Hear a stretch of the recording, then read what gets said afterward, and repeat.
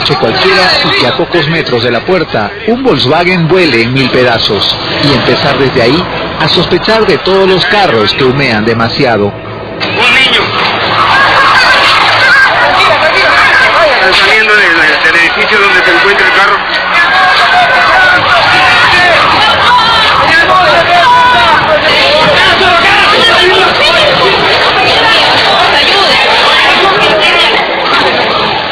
Llegar un día cualquiera a tu oficina y enterarte que la señora de la computadora de al lado no pudo venir hoy porque ayer la asesinaron a pedradas en un viaje de trabajo a Huancavelica.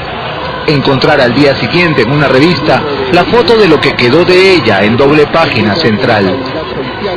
Aprender que cuando revienta una bomba hay que tirarse al suelo con la boca abierta para que tus tímpanos no estallen.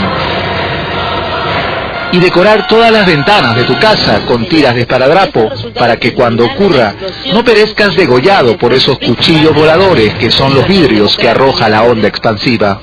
Este hecho, el segundo atentado terrorista.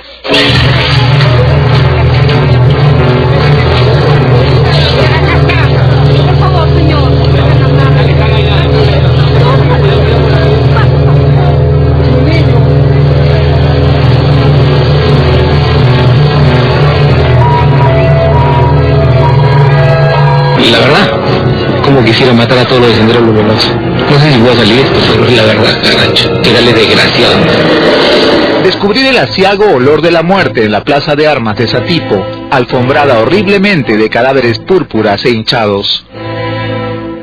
Confundirse ante la cantidad de horror que el filo incomprensible de un machete es capaz de esculpir sobre un pobre cuerpo humano. Vienes a matarnos a ese perruco. A nuestros niños, a nuestras mujeres, ¿cómo la han matado? Puro machete, hacha. Ese no es dable, ese no es gente. Olfatear como un sabueso todos los sobres que te llegan, en busca de aquel temible olor a avellanas que es el síntoma inequívoco de que alguien que te odia a morir te ha enviado una carta bomba.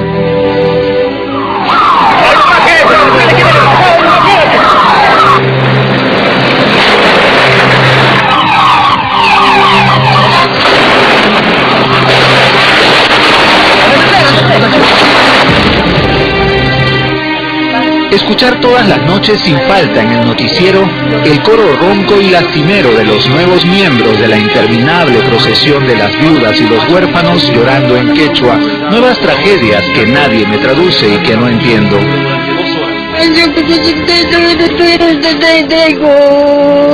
Les tengo miedo porque nos hacen morir a cada momento, por eso les tengo miedo.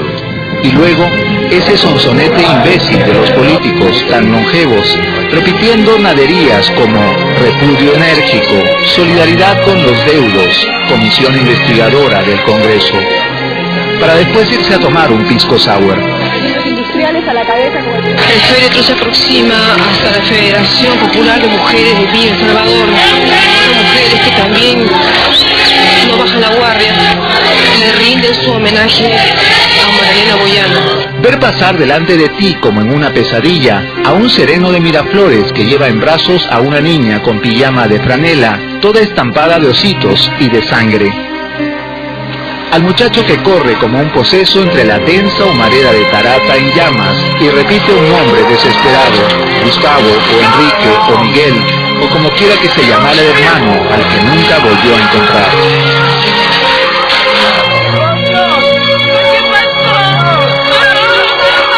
A la anciana que regresa cojeando días después a rescatar de entre los escombros un sobreviviente cuadro de la última cena. Al señor Cava que marcha ausente como un zombi por el centro de la avenida Larco, llevando en las manos una flor blanca y la foto de su hijo, el atleta, muerto.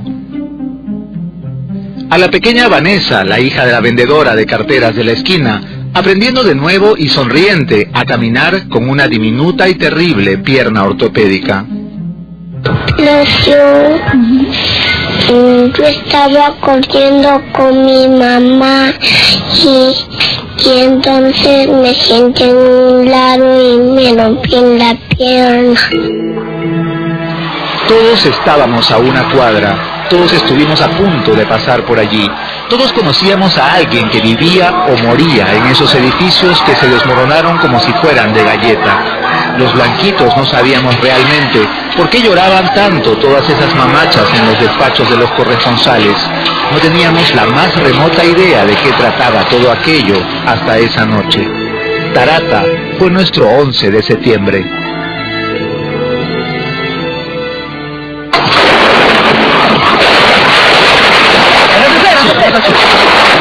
Exactamente a las 6 de la mañana, elementos terroristas han hecho detonar varias cargas explosivas frente a la 7ª comisaría ubicada en la cuadra 13 de la avenida Alfonso Ugarte. Puede haber otra carga explosiva,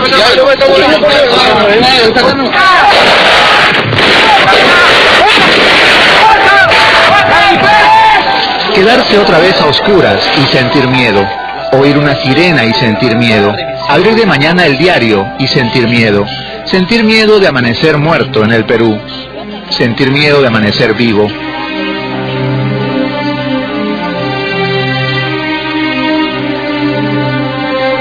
Sentir miedo de que las llaves medio quemadas que encontraron entre las cenizas en la fosa de Cieneguilla abran la puerta de la casa del estudiante de la Cantuta asesinado por militares.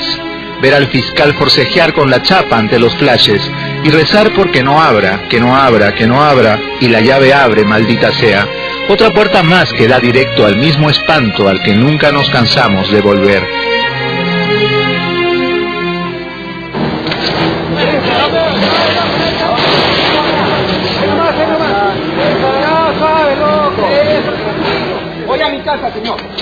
Sentir miedo de salir a la calle sin documentos y que un policía nos detenga a la vuelta de una esquina, nos encierra en cualquier sótano hediondo y nadie vuelva a saber nunca de nosotros.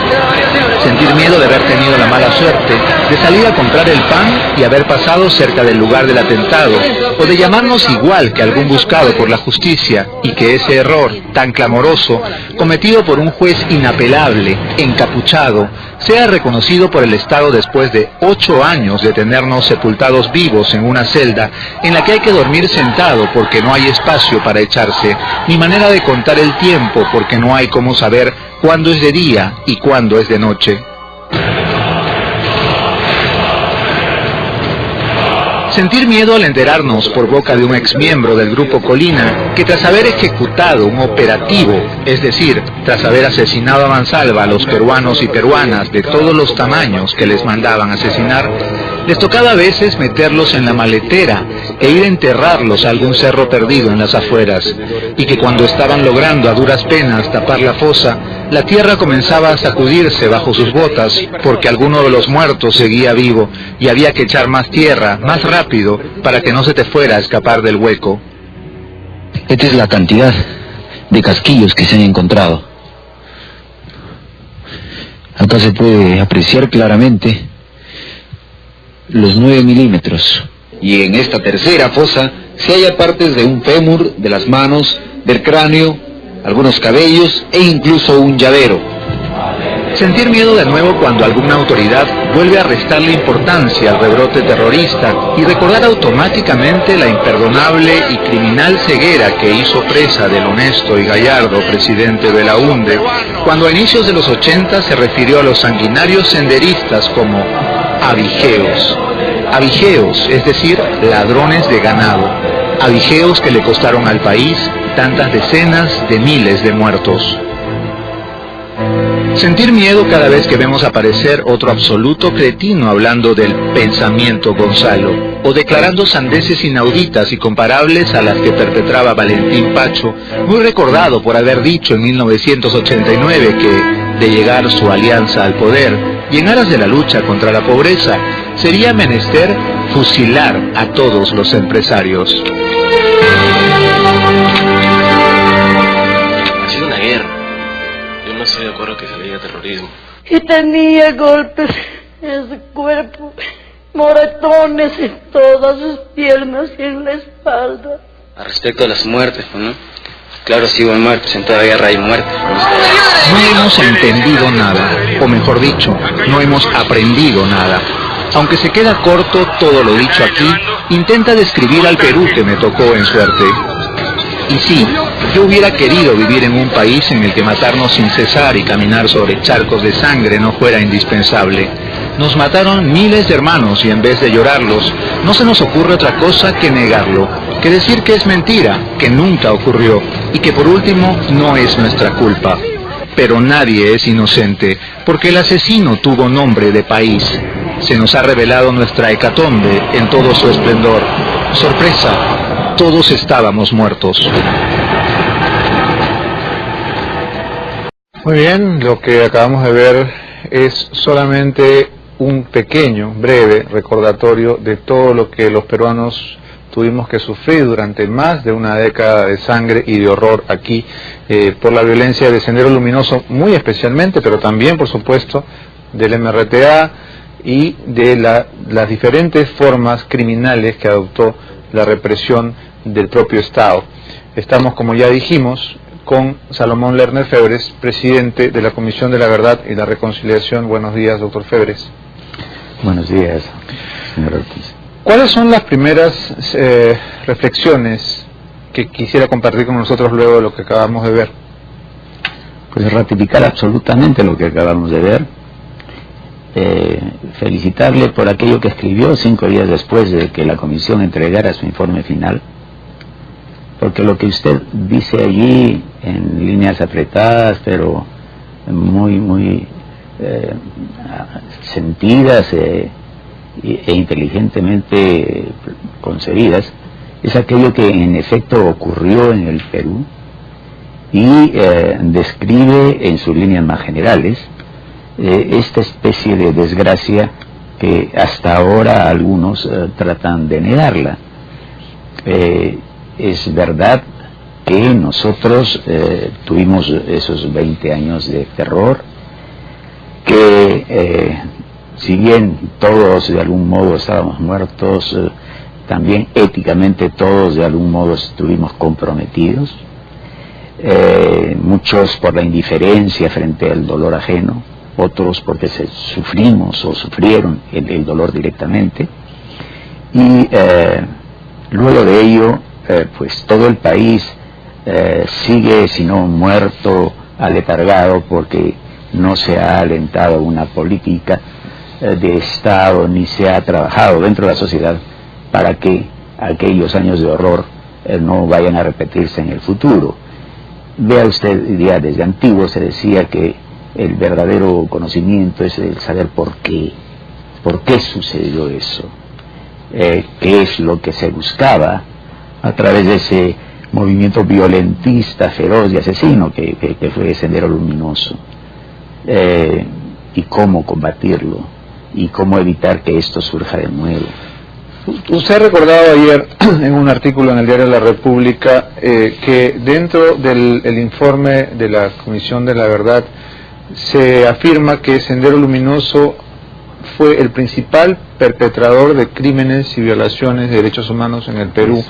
Y es bueno que se recuerde, porque de hecho la coyuntura también está siendo aprovechada para decir que la Comisión de la Verdad trató con suavidad o con tibieza a Sendero Luminoso, que lo elevó al estatus de partido político, haciéndole un favor, ¿no es verdad? No, que es bueno que usted toque este asunto porque, en fin, gracias a Dios está impreso el informe final de la Comisión de la Verdad, lo tienen las autoridades y hay una versión que es de difusión y es un resumen que se llama el Hatun Guyacuy, en donde está escrito negro sobre blanco las conclusiones de este informe y de nuestro trabajo. Y lo primero que se dice sobre Sendero en responsabilidad del conflicto, lo primero es que la CDR considera que la causa inmediata y fundamental del desencadenamiento del conflicto armado interno fue la decisión de Sendero de iniciar la lucha armada contra el Estado peruano a contracorriente de la abrumadora mayoría de peruanos y peruanas en momentos en que se restauraba la democracia a través de elecciones libres. Los crímenes y violaciones de Sendero, tomando la medida para ello de personas muertas y desaparecidas, es de 54% de responsabilidad para Sendero. Desplegó extremada violencia y inusitada crueldad, que comprendió la tortura, la sevicia como forma de castigo o sentar ejemplos intimidatorios. Fue contra las grandes tendencias históricas del país, estuvo atravesado de un fundamentalismo, de una ideología centrada en una rígida preconcepción del devenir histórico, del determinismo, las cosas tenían que ser como tenían que ser. También se ha dicho que nunca les dijeron terroristas, ¿esto es verdad? Por Dios, se dice aquí que la CDR considera que esta ideología llevó el fundamentalismo a sus extremos y ha constatado, ha constatado características terroristas del PSPC Luminoso que se desplegaron desde un comienzo a través de ajusticiamientos, etcétera, etcétera. Y más adelante se señala que además hubo actos genocidas de parte de Sendero frente a la población ashánica. O sea que es absolutamente falso aquello que por denostar a la comisión se ha dicho. ¿Y sabe cuál es la razón? No es porque finalmente se quiera ir en contra de personas, que también hay eso, sino de esconder algo que la comisión también dice y que usted de algún modo señala. Todos estábamos muertos. ¿Qué hicieron los partidos políticos en esos 20 años? ¿Qué partido político? ¿Hacen ahora? ¿Qué hacen menos? Ahora? ¿Qué partidos políticos además? ¿Qué ideología salió a combatir? A decir que lo que se estaba diciendo era un conjunto de dogmas absolutamente fundamentalistas, asesinos. ¿Quién fue a salir a defender la democracia? ¿Quién dijo la violencia y la guerra y la muerte es la antipolítica? ¿Qué gobierno de los tres? Y usted lo ha señalado bien allí con Belaúnde, que ya los llamó abigeos. El gobierno del señor Alan García, en donde se dio el famoso manual de contrainsurgencia que fue señalado en su entrevista por el presidente como motivo de su levantamiento en Locumba, o el señor Fujimori, que organizó con Montesinos el grupo Colina. O Alan García, que admiraba la mística de Sendero, ¿se acuerda de esa declaración? No, obviamente, y pocas veces ha sido elogiada tanto una persona como esta joven que falleció en Ayacucho,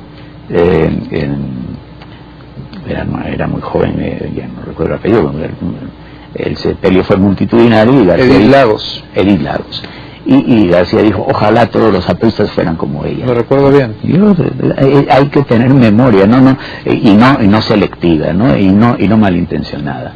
Y eso es lo que nos falta, memoria. Pero no solo memoria, sino a partir de la memoria aprender. Porque ¿de qué nos vale recordar las cosas para luego lamentarnos si es que no se van a tomar acciones en el futuro que signifiquen el rescate de esa memoria y a partir de ella las acciones conducentes a que se favorezca en lo mínimo el surgimiento de este tipo de dogmatismos y de fundamentalismos?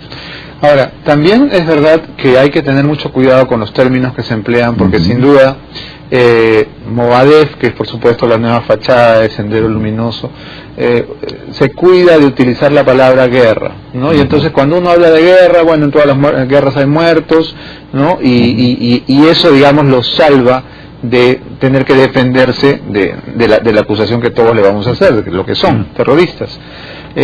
Y también es cierto que cuando estos jóvenes repiten como una letanía, como un mantra, que trata de guerra interna. Claro, que la guerra interna o la guerra popular, al final uno termina por acostumbrarse, es decir, esta repetición no es casual, ¿no? Porque de pronto ya decimos, sí, pues fue una guerra civil. No fue una guerra civil. No fue en absoluto, por Dios, no fue en absoluto. Nosotros utilizamos, y se nos critica por ello, conflicto armado interno, ¿no? En la terminología de la Comisión de la Verdad, y es un léxico extraído de otras comisiones de la verdad y de derecho internacional humanitario. Pero en absoluto se trató de guerra. Y vea usted, más allá de lo que ocurrió en el Perú, la guerra ella misma tiene o tenía sus leyes. Y no se puede enfrentar como guerra, legitimando como beligerante al enemigo, a través de actitudes que éticamente nos colocan en la situación del enemigo. Eso era lo que quería Sendero y lo consiguió en modo alguno, de algún modo, digo, con el Estado peruano, inducir al genocidio.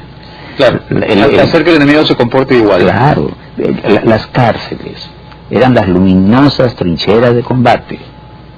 Y vea usted, se apoderaron de las cárceles, marchaban, hemos visto con banderas, claro. La autoridad no hacía nada, y luego ellos se inmolaron, es decir, se rebelaron, porque sabían que el Estado abusaría, o por lo menos jugaban a eso, y el Estado pisa el palito.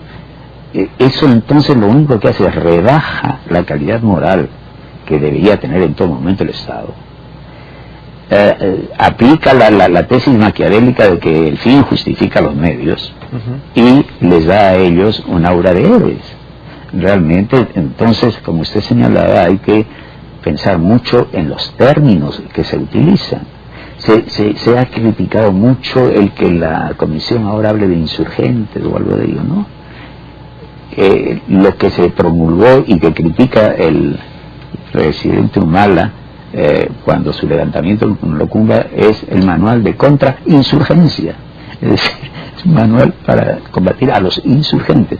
Hay que tener cuidado pues con las palabras y no caer en contradicciones internas, en lo que se llamaría el oxímoron.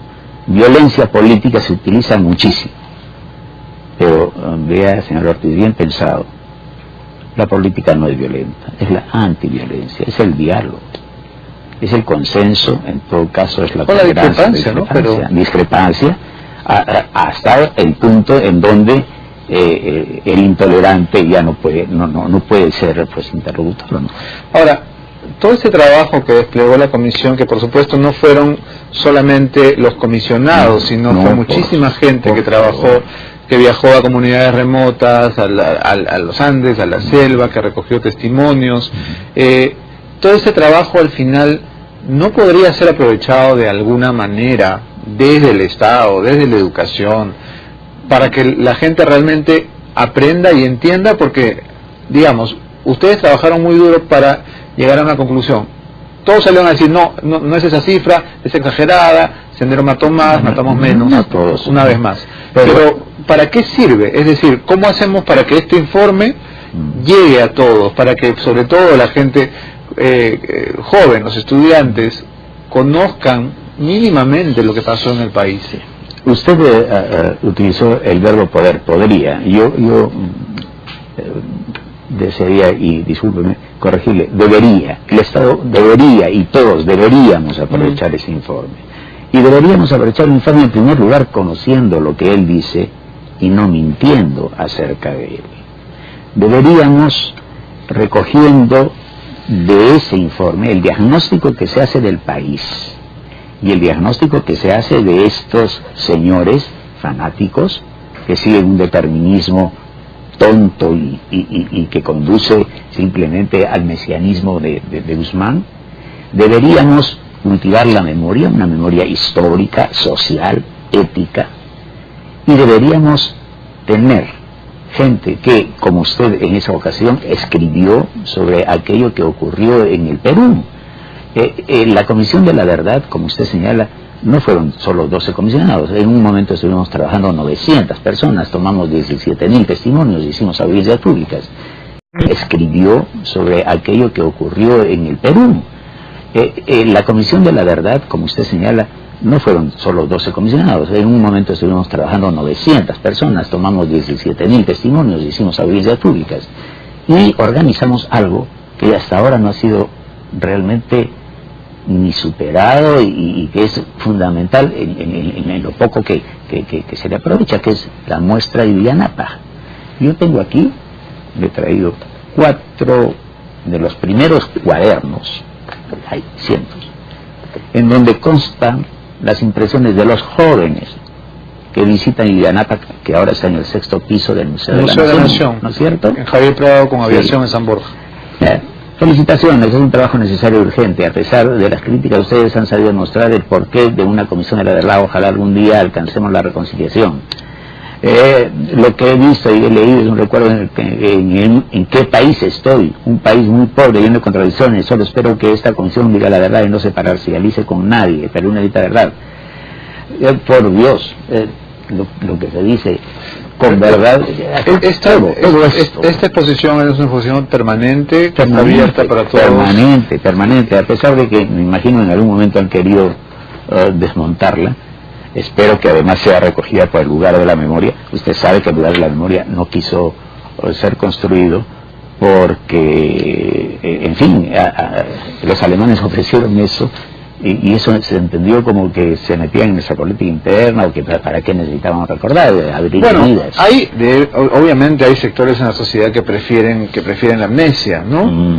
Pero en todo caso habría que decir que en todos los lugares del mundo donde han ocurrido hechos trágicos, como por ejemplo en Alemania, sin ir muy lejos, estos museos sirven para que la gente tome conciencia de en qué país está, de cuál es su historia, y de hecho el museo o lugar de la memoria pues ha sufrido una especie de peloteo interminable, ¿no?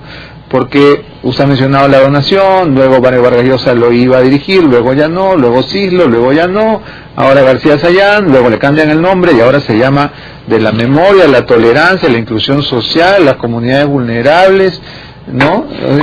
Bueno, pero ¿cuándo va a existir? Es la pregunta. Yo espero que con Diego García Sayán y la gente que ahora le acompaña esto se haga efectivo. Medios económicos existen ya, fueron ofrecidos por el gobierno alemán, luego por ofrecidos y rechazados, ¿no? Qué vergüenza, un señor que fue ministro de Defensa llegó a decir que para qué nos estaban ofreciendo lujos o ternos si es que necesitábamos ropa interior. Bueno, sí, fue rechazado por el mismo presidente García. Es increíble porque por un lado recibimos donaciones para hacer cristos de fibra de vidrio, pero no recibimos la donación de Alemania para hacer el lugar de la memoria, ¿no? Es muy coherente, ¿no? Habría que preguntarse por qué no.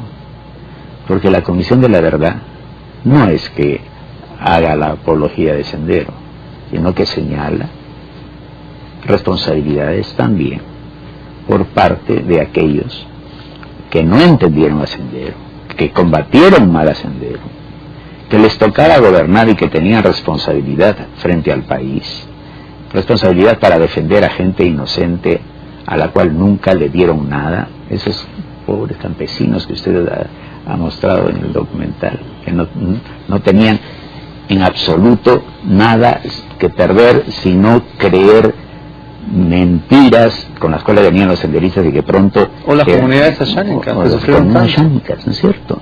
Entonces ellos, nuestras Fuerzas Armadas, a las cuales rendimos homenaje en la Comisión de la Verdad, pero señalamos que también no actuaron bien. Y está el manual de contexto de urgencia, y está el Grupo Colina, y está Putis, y está Jomarca, y está el Estadio Aguanta. Pero en fin, nuestra clase intelectual,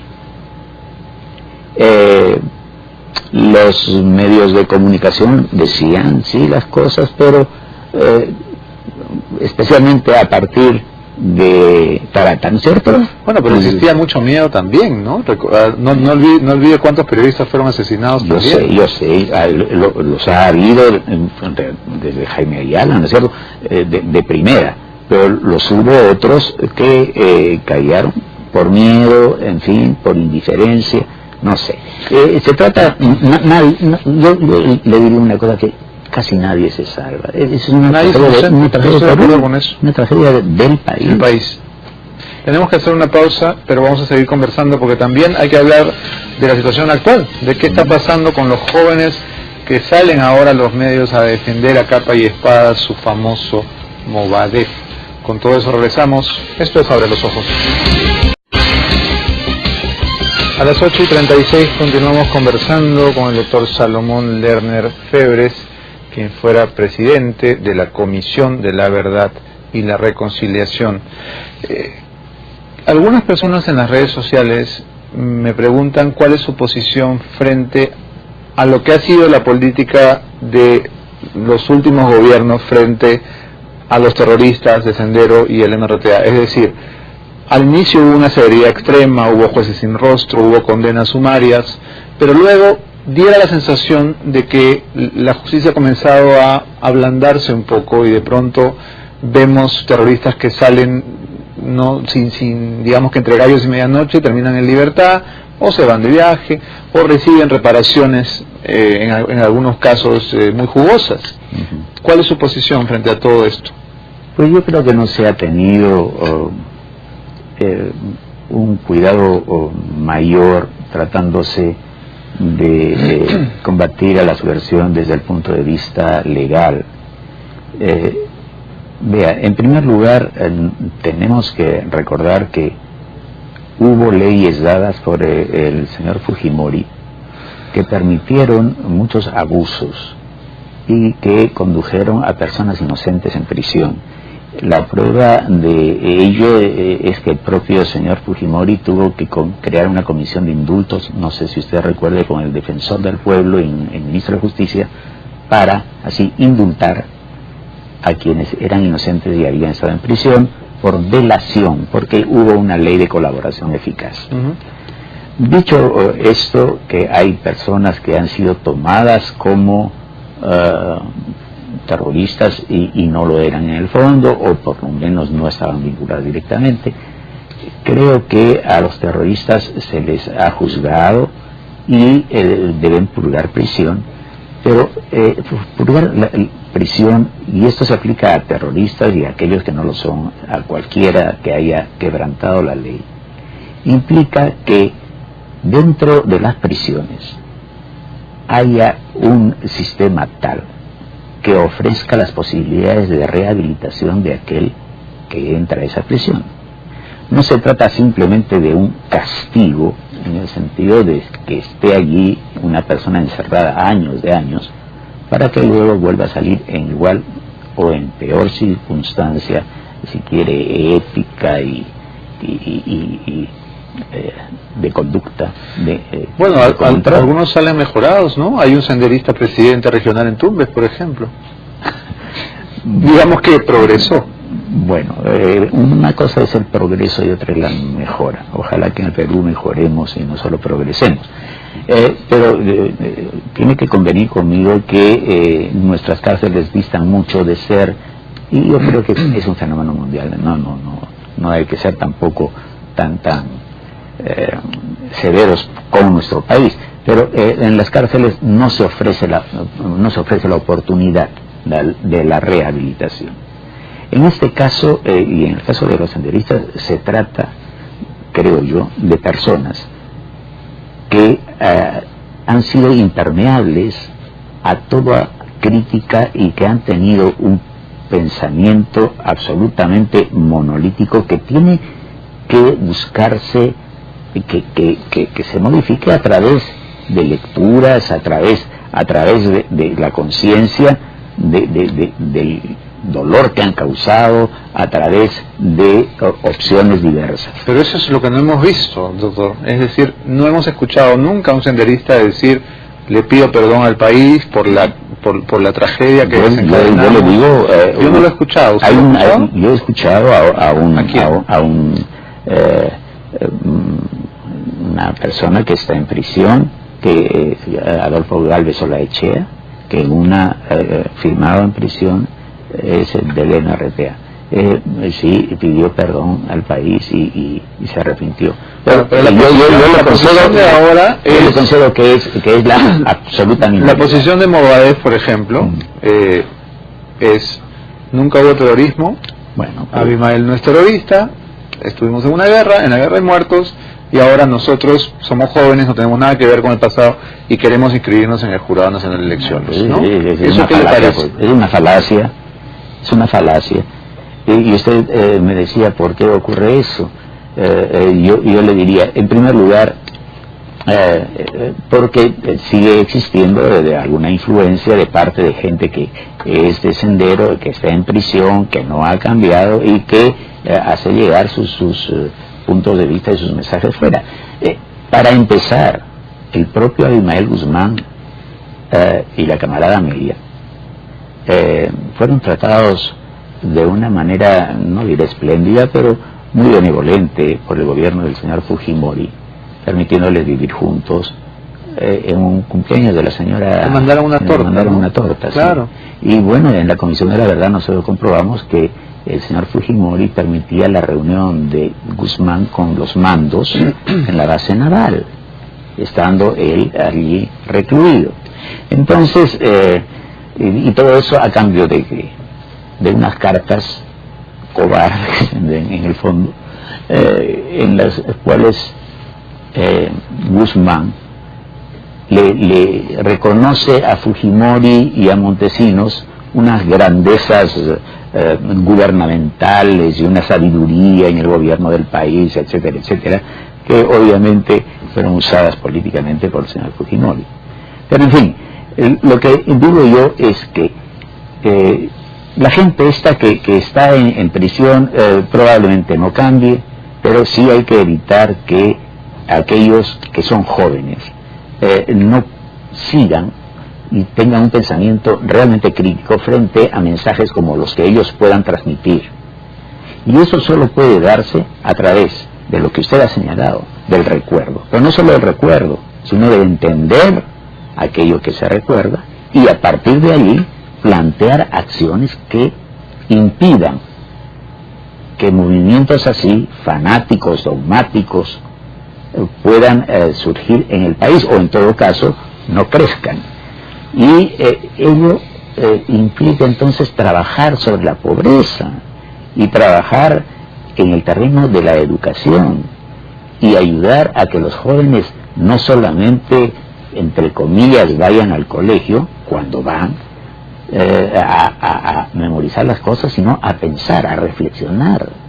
Vea usted, yo estoy en el ámbito educativo y le puedo decir que es terrible anotar cómo la enseñanza que se da en los niveles preescolares e incluso en los universitarios no son enseñanzas de el sentido de las cosas, sino más bien enseñanzas hechas de modo rígido, memorístico y de coyuntura.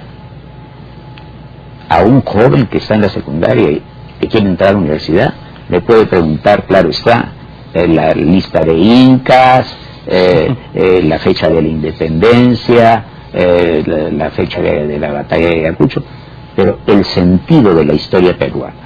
¿Qué significa ser independiente? El 28 de julio de 1821 pasamos por arte de Mirguiloque de la colonia a la república, del virreinato y de la monarquía a la democracia. ¿Qué es eso? ¿Qué historia económica y social había detrás? Y hablando de la educación, ¿algún capítulo o alguna página de los libros de texto de historia del Perú recogen algo de lo que ustedes encontraron en la Comisión de la Verdad?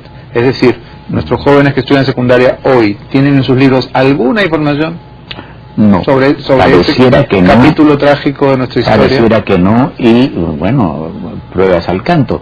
Se han hecho una serie de preguntas últimamente a jóvenes, enseñándoles los rostros de aquellas personas que hicieron tanto daño al país y no los han reconocido.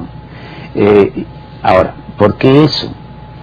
Porque en los libros de texto no se coloca nada sobre esa época, se la quiere poner entre paréntesis, y cuando hubo intentos de decir algo, estos fueron totalmente frustrados. Yo recuerdo que en la última época del gobierno del presidente Toledo hubo un plan piloto para diseñar y distribuir algunos textos en los cuales se hablaba de estos años de violencia y de la presencia de Sendero, el MRTA y la lucha. Eso fue vetado por alguien que estaba en defensa.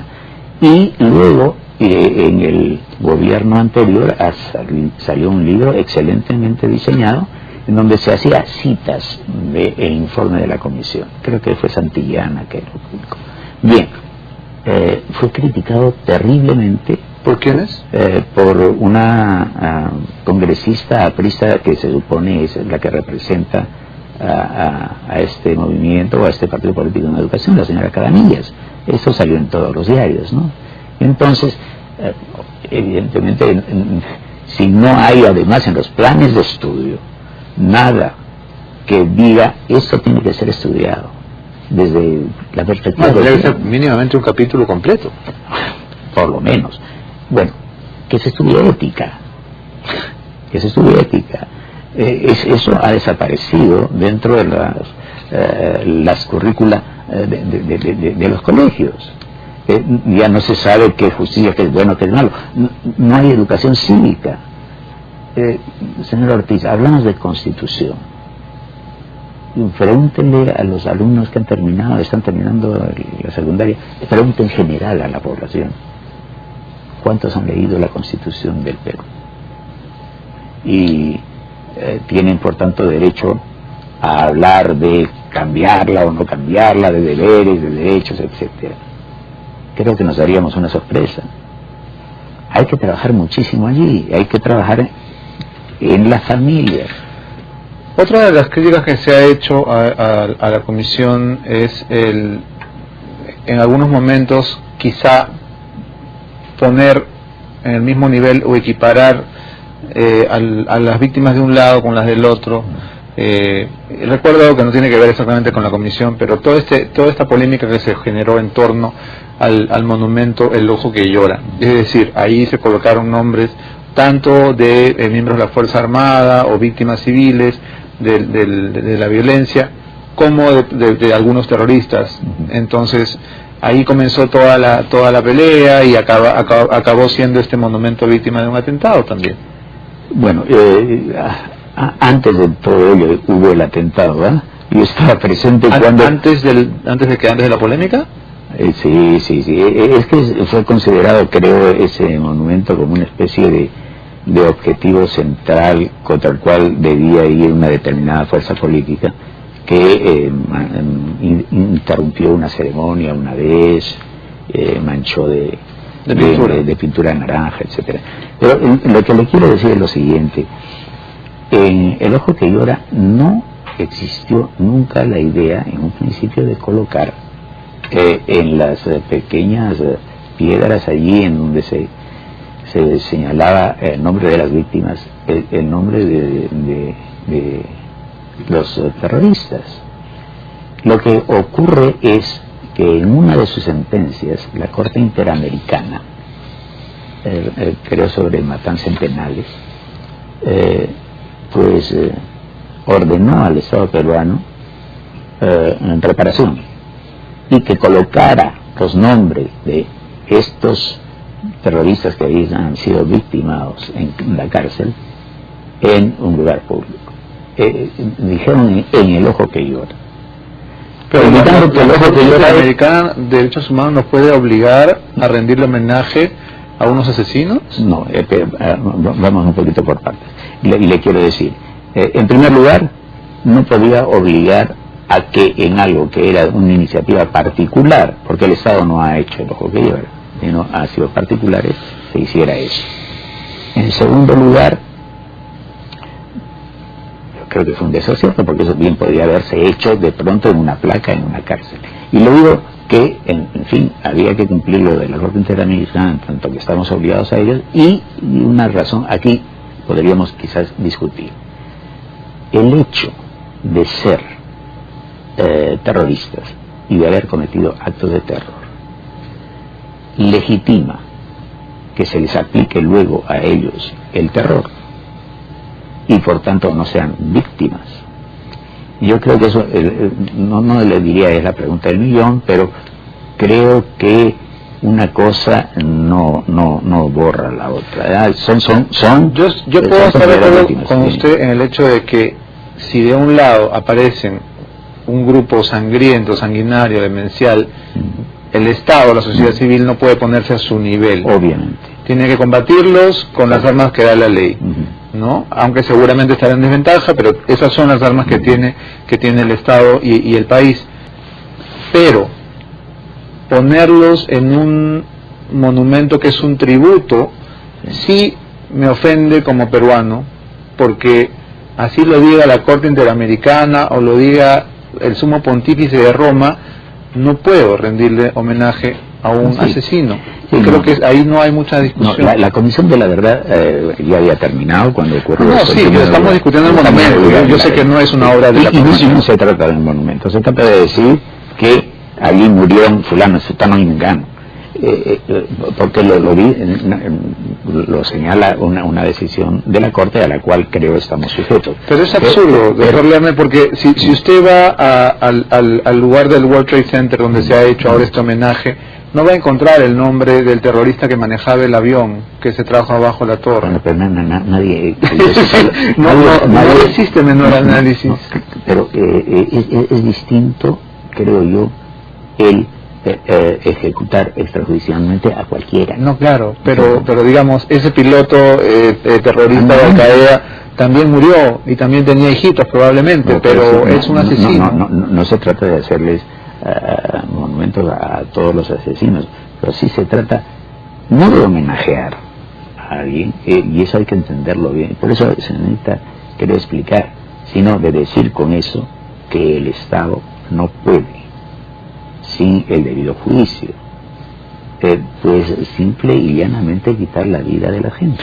Totalmente de acuerdo, pero sí podemos, digamos, cristianamente omitirlos, ¿no? Sí, por eso porque, claro, tenemos a muchas personas que murieron en esa violencia y cuya memoria tenemos que honrar. Nos pasaríamos todo el día recordando a Marilena Moyano, a Hugo Bustillos, a periodistas, a gente que luchó, la decisión que se tomó en El Ojo que Llora es colocar el nombre de las víctimas que están inscritas en el registro único de víctimas, es decir, son aquellas que han demostrado que han sufrido injustamente pérdida, agresión, etcétera, ¿no? Hubo también una iniciativa al respecto. Yo recuerdo de Mario Vargas Llosa diciendo que se colocaran simplemente al revés las piedras, ¿no? Y que estuvieran en blanco. Ahora, es verdad también que no estoy hablando de terroristas, pero sí de los familiares de aquellos que fueron muertos incluso pues por Sendero, que fueron víctimas inocentes, de familiares de desaparecidos, no tienen otro lugar en donde ir a dejar una flor y a hacer un poquito su duelo, sino cuando vienen a Lima ahí a ver el nombre de niños de 4 años, de 3 años. Es realmente además una especie de mea culpa ciudadano. Yo creo que es importante eso. Quería pedirle su opinión sobre el tema tan controversial del juicio a los comandos del operativo Chavín de Huántar. Aquí hemos tenido más de un debate muy acalorado sobre el tema, y lo cierto es que la Comisión Interamericana de Derechos Humanos pues ha encontrado que deben ser nuevamente juzgados, es decir, no se está mezclando en este saco una vez más. Sí, papas con camote. Claramente, ¿no? No, yo estoy de acuerdo con usted. Yo creo que es más bien una cuestión procedimental. Yo no soy abogado, ¿no? Pero creo que tiene que ver con que no se ha terminado un proceso judicial que no está dirigido a los comandos, sino más bien a gente extraña a ellos, que según se afirma penetró luego de la exitosa operación de retoma de la embajada, y que habría realizado ejecuciones de personas ya rendidas. Olvídese ya de la embajada del Japón. Creo que la ejecución de personas ya rendidas en un sistema ético-político en donde se defienden los derechos humanos, no es de admisión, no es de recibo. La pena de muerte, si realmente creemos en, bueno, ahí obviamente podemos discutir, pero yo personalmente creo que yo no puedo quitar la vida si es que yo no le he dado, y habiéndola dado a mis hijos, no puedo quitarla tampoco. Los de cada cual es dueño de su vida y dueño de su muerte. En ese sentido, creo que sí, habrá que ver cómo termina, pero yo estoy casi convencido, he conversado también con el señor ministro Jiménez, y que la defensa que se hace es una defensa justa respecto de aquellos que se comportaron con honor, que incluso mataron, obviamente, pero mataron en enfrentamiento, ¿no? Claro.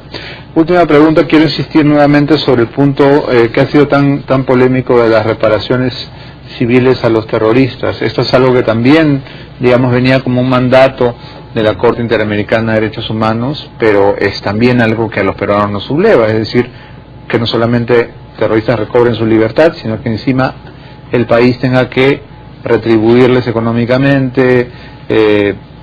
¿Es algo que tenemos que hacer, doctor Lerner? Vea, ¿saben por qué subleva en extremo? Porque el Estado peruano no ha hecho muchos gestos para reparar a las víctimas inocentes y que fueron golpeadas por los propios terroristas, a veces por las propias fuerzas del Estado, en especial violaciones sexuales, ha establecido un registro único de víctimas que se ha cerrado el 30 de diciembre, entonces a partir del 1 de enero quien es víctima y va ya no es víctima porque no lo inscriben, y eso entonces hace más escandaloso todavía que quien tiene dinero o tiene alguna pequeña organización detrás pueda ir a los foros internacionales a acusar al Estado peruano. Yo creo que eso se ha podido evitar si es que el Estado peruano hiciera realmente justicia con aquellos que están más próximos, que merecen esa justicia, y se hubiera pronunciado además adecuadamente respecto de estos terroristas que se dicen víctimas. Ahora, hay que tomar en cuenta también algunas cosas, porque muchas veces son cosas que se dicen pues muy en grueso. Yo recuerdo un caso que es el de la señora Berenson. La Corte Interamericana no ordenó una reparación, lo que ordenó fue un nuevo juicio y el pago, ya que había estado viciado el primer juicio, había sido hecho en contra de las leyes, y el pago de las costas del juicio en las cuales había incurrido, creo, la señora Berenson, pero no una indemnización. Pero hay casos en los que sí se han solicitado indemnizaciones. Es posible. Y ¿usted está a favor o en contra? No, mi personal punto de vista es, mientras no se repare a las víctimas inocentes, las reparaciones hechas a aquellos que tienen sobre sí responsabilidad de muerte y de dolor, no tienen que ser atendidas. Y si hubiese reparado ya a las víctimas inocentes, entonces sí indemnizar a los terroristas. No, pues siempre y cuando se pruebe que ellos han sido víctimas. Y ese es que terrorista y víctima son dos palabras incompatibles. Si es un terrorista no puede ser víctima, porque ya es terrorista. Sobre eso podríamos discutir una cosa bien interesante, lo que usted señala. Y que ¿usted cree que un terrorista puede llegar a ser víctima? Yo creo que sí. ¿Sí? ¿Usted sabe por qué? Póngame un ejemplo. Bueno, vea usted, alguien que comete, por una bomba, y luego es cogido por la policía y no es llevado a juicio, sino en la cárcel dicen, lo torturan y lo matan. Sin juicio, ese señor, legalmente, pues no es terrorista legalmente, no ha sido enjuiciado. Es que no se ha comprobado en un tribunal que es terrorista. Sí, pero más allá de la cuestión legal. Pero también, digamos, si eso ocurriera, lo que usted dice, un individuo pone una bomba, es capturado y muerto, como se dice, ejecutado extrajudicialmente, aunque no hay ejecuciones judiciales en el Perú. Si se le matan en claro, el extrajudicial ya es innecesario porque legalmente el Estado no puede matar ni judicial ni extrajudicialmente, ¿no es cierto? Obviamente. Este terrorista de la bomba es ejecutado, su familia entonces, su viuda, sus huérfanos, se convierten en víctimas que pueden inscribirse en el registro de víctimas, que pueden recibir homenajes en el ojo que llora. ¿Cuál es el...? No, ahí vamos por parte, porque es una cuestión que no depende. Estoy poniendo un ejemplo. Sí. Yo quisiera decirle que esto nos lleva a una discusión que la tuvimos en el seno de la comisión y que nos puede llevar mucho tiempo. Hay que esencializar al terrorista. Es decir, hay terroristas o hay personas que cometen actos terroristas y que merecen ser castigados por ello. Yo creo que hay terroristas. Esencialmente. Sí. Si usted me pregunta, ¿habría que sacar de la prisión a los terroristas? Yo diría no. Es inhumano, es cruel, seguramente es demasiado severo, es facho, no lo sé. No. Pero yo a Abimael no lo sacaría ni a tomar el aire. Yo tampoco. Lo pondría bajo tierra. Yo tampoco lo sacaría, y yo estoy plenamente de acuerdo con usted. Pero de lo que se trata es de esencializar, definir a la persona, el ser de la persona. Lo que estamos viendo aquí y lo que tenemos que juzgar son ideas y conductas, pero el ser humano, él mismo. Usted no está preguntando si a la esencia del ser humano es maldad pura. Bueno, es que eso lo sabrá Dios. Bueno, pues no somos dioses. Y es por eso que le decía, si es que se puede esencializar el terrorista. Cuando usamos, de repente es mi desviación por la filosofía, de la filosofía. Cuando usted dice se está refiriendo a la esencia de aquello que le hace ser lo que es. ¿Ya?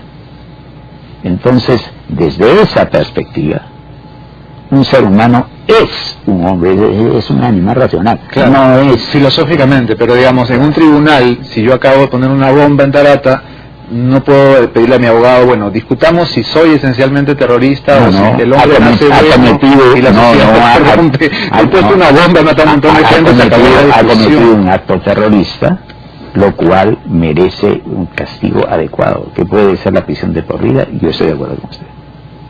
Bien, se nos ha agotado el tiempo. Muchas gracias, doctor Neme, por haber venido esta mañana. Entiendo que vino de muy lejos, así que le agradecemos doblemente. A usted. Nos vamos a una pausa y regresamos con más información. Esto es Abre los Ojos.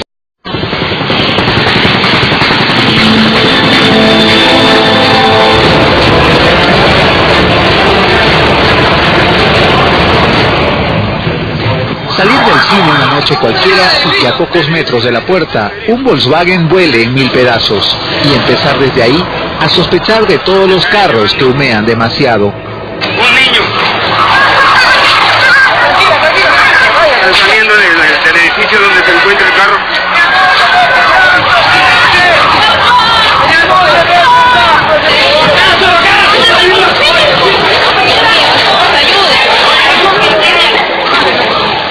Llegar un día cualquiera a tu oficina y enterarte que la señora de la computadora de al lado no pudo venir hoy porque ayer la asesinaron a pedradas en un viaje de trabajo a Huancavelica.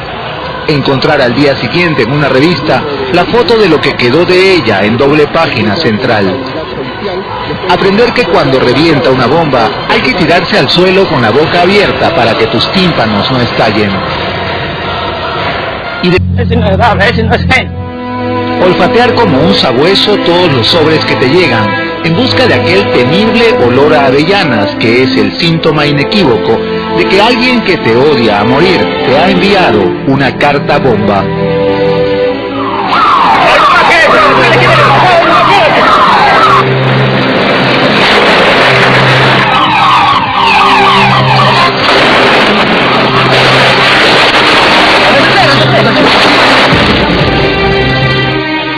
Escuchar todas las noches sin falta en el noticiero el coro ronco y lastimero de los nuevos miembros de la interminable procesión de las viudas y los huérfanos llorando en quechua nuevas tragedias que nadie me traduce y que no entiendo.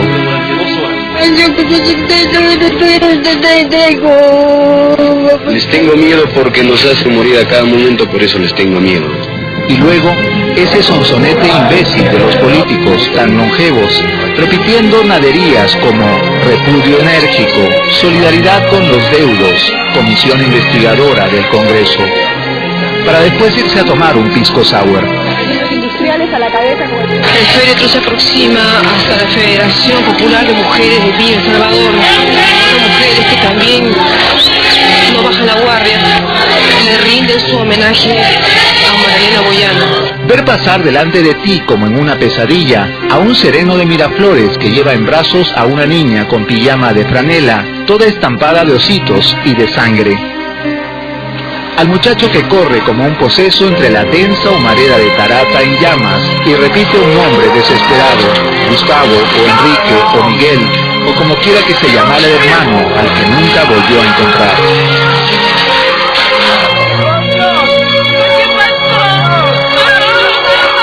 A la anciana que regresa cojeando días después a rescatar de entre los escombros un sobreviviente cuadro de la última cena.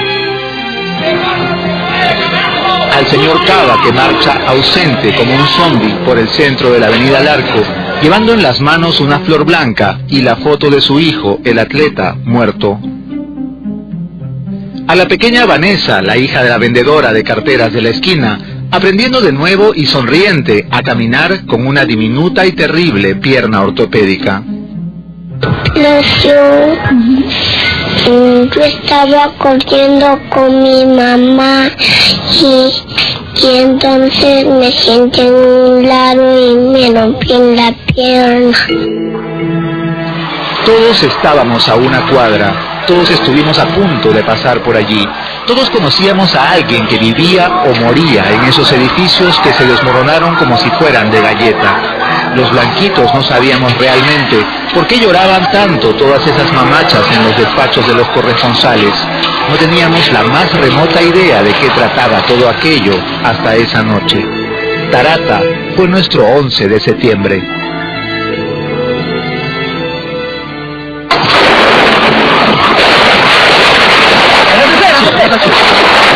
Exactamente a las 6 de la mañana. Decorar todas las ventanas de tu casa con tiras de esparadrapo para que cuando ocurra no perezcas degollado por esos cuchillos voladores que son los vidrios que arroja la onda expansiva. Este hecho, el segundo atentado terrorista.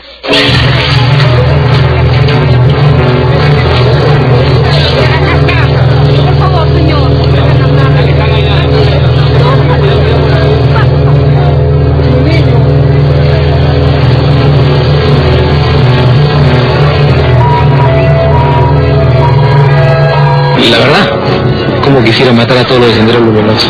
No sé si voy a salir esto, pero es la verdad, caracho. Quédale desgraciado.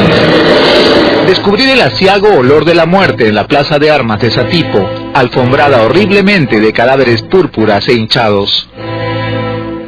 Confundirse ante la cantidad de horror que el filo incomprensible de un machete es capaz de esculpir sobre un pobre cuerpo humano.